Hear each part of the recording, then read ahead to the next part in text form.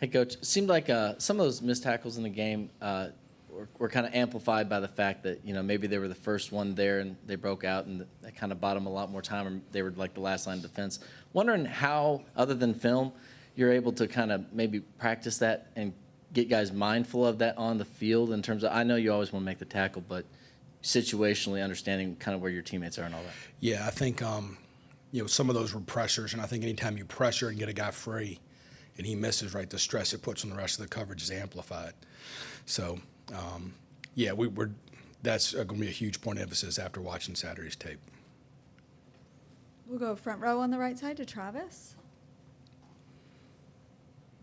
With a guy like Shamar Turner out front and his talent and aggressiveness, how do you have conversations with him about keeping that aggressiveness, but then making sure it stops with the whistles? I know he has 4 15-yard penalties this season. What's the balance there, and what's the kind of conversations that you have to make that balance? Yeah, I mean, we've had these conversations, and Shamar is a tremendous player, and I think anytime you have a kid who's that aggressive, who plays with that kind of an edge, right, you have to get him to understand, like, hey, look, there's a time and a place for everything, and he's well aware that some of these things have been, not the best decisions, right? I think sometimes, the one he had Saturday, I think, was with bang, bang play, and it happens. So I think, getting him to understand moving forward, like, and I think, Mike said it best today, I think it's constant communication with all of our players about when you're in those situations, how to handle things. And I think we'll all get better from that. We'll go fourth row on the left side to Rob. Howdy, Coach. It's really cool when you have a coach that gets up there and basically says, it's on me. When y'all are talking during a game and things aren't going well, especially with him being a defensive-minded coach, tell me about those conversations. I know that y'all prepare and you have a game plan, but tell me what kind of conversations you're actually having during the game when you see things aren't going the way that you planned. Yeah, I mean, the conversations in the game are 100% trying to find the best way to prepare our players to be successful, So, I mean, look, it's a competitive environment, right? And so, there's a sense of urgency to get it done. But every conversation we have is solely trying to find an answer, trying to find the best way to solve a problem and prepare for a future problem. That's all they are. We'll go front row on the right side to Brent and then Alex. So this is probably different than when you first got into coaching or even maybe in the past decade, but how do you teach guys, particularly like your front seven, to get sacks, to take down the quarterback, but then not get penalties these days as well? Yeah, I mean, it's part of the game, and I think it's a good part of the game.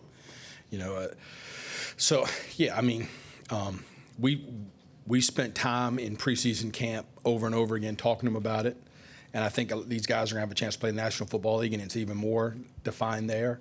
So I think it's our job as coaches to prepare them for that. And so, we talk about it, and I think anytime you say, like, man, that's a dumb rule, or why do they do that, like, that's like putting your head in the sand. So, we talk to them about it all the time. We talk to them about finishing on the quarterback, and I think there's some things fundamentally that we didn't do well that we can improve on, and I think that's our goal this week. Is there something you say to them specifically regarding that? Yeah, I mean, I think the strike zone matters, like where they hit them matters, and then I think with a lot of it, it's that fine line between going after the football and getting a sack, and I think that's where we've made some mistakes. I think it's like the ball's been exposed, we've gone after the football, and we haven't at the same time. Like we talked all the time about simul strip and simul, jab on the football. The simul part being a simultaneous tackle, and I don't think we've got that done a few times. And honestly, the linebackers might be the guiltiest ones of it. So it's that fine line of like trying to create a huge play and getting the football out, and also getting a 7-yard sack and ending a drive. So I think that's the thing that we're focused on right now. Dalton Brooks, a small guy from a small town in Texas. How have you seen him grow in the past year? Yeah, I think he's tremendous. I think all the NFL scouts come through here, they all ask him after practice, who's 25? He's just got a natural athleticism about him. I mean, I think anytime you're a safety in this league and you return kicks, there's a certain high level of athleticism that goes with that. So I've seen him improve a ton as a leader, as a vocal communicator back there, and he's a really good player. Proud of that kid. Second row on the left side to Alex and then Cease. Yeah, have you guys been able to watch film with the players yet after this game? No, not yet, but they've all watched. I mean, I've talked to all of them about most of the linebackers for sure. We've talked about it. I mean, look, they're watching it on the plane on the way back. That's the way these kids are. So. They're well aware of where we need to improve, and they're well aware of what we didn't do well. Yeah, and just how do you seen Torian kind of lead that group over the last 48 hours? Yeah, in Torian's. particular? I mean, we got a lot of good leaders on this defense, right? They all recognize that we didn't get it done, and so I think they're all going to work hard the next few weeks to get it fixed and get it back to where we're proud of how we play. We'll go front row on the left side to Cease and then Carter. Mike mentioned why it was tough to get the quarterback Sellers, but what about Sanders? Was that just one of the better running backs maybe you faced this year? What about the fact that he was able to dodge so many tackles?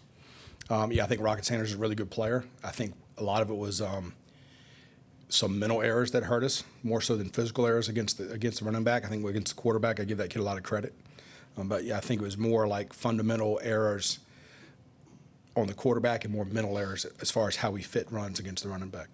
Assume that's the most missed tackles you had for a game, and maybe how many more was into another game. In other words, this looked like it was your worst game by far. I would agree with that. It's a lot. We'll go second row on the right side to Carter. Jay, do you feel like the tackling issues were a problem previously to an extent, or was this just a total anomaly from? Yeah, I mean, think ultimately that your goal as a defensive player is tackling, right? It's the number one skill you have. And so there's been some times I didn't think early on in the LSU game we tackled great, and I think I kind of got shored up as it went along. There's definitely been some times where I don't feel like our tackling's been great, but I feel all in all it's been much more consistent than it was Saturday, and that's the disappointing piece. And you guys were able to fix the issues against Notre Dame and McNeese State when it comes to the run and the tackling. Is it a similar fix this time, or is this something different than what you guys Yeah, experienced? I mean, I think you're constantly at no point do you ever say, man, like, I think the minute you in this game you say, man, we're good, like, that's when you get embarrassed, right? So we're constantly trying to fix things. We don't ever think anything's right. And that's what coaches do, right? You're constantly seeing problems and trying to fix them. And so, I think the missed tackles, some of the fundamental errors are going to get fixed, are going to get addressed. And I think our kids see it and they know it too. So I don't think it's like anything crazy. I think it's us getting back to the basics of how you play defensive football. And I think we'll do that this week. We'll go back behind the lights on the left side to Tyler. Yeah, Jay, kind of, apart from the tackling, what do you feel like the kind of top thing you guys, as a defense, are focused on and working on in this bye week? And do you feel like the bye week kind of comes at an opportune time for you guys coming off a game like that? Yeah, I mean, I think bye weeks are always appreciated at this point in the season for health reasons. I do think we've got some guys that are dinged up a little bit that could use a break. But, yeah, I mean, I think ultimately it's the leverage of the football, and I think that's in coverage. I think that's in the run game. I think when we've leveraged the football well, we've played really well, and I think you've seen us in spurts do it at a really, really high level, and I think it's in us, and we've just got to get it more consistent.